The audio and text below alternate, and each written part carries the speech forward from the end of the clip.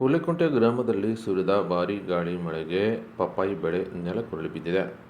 ಚಳ್ಳಕೆರೆ ತಾಲೂಕಿನ ಹುಲಿಕುಂಟೆ ಗ್ರಾಮದಲ್ಲಿ ಈ ಘಟನೆ ನಡೆದಿದ್ದು, ಗುಡುಗು ಸಹಿತ ಭಾರೀ ಮಳೆ ಮತ್ತು ಬಿರುಗಾಳಿಯಿಂದಾಗಿ ಪಪ್ಪಾಯಿ ಬೆಳೆ ಸಂಪೂರ್ಣ ನೆಲಕಚ್ಚಿದೆ.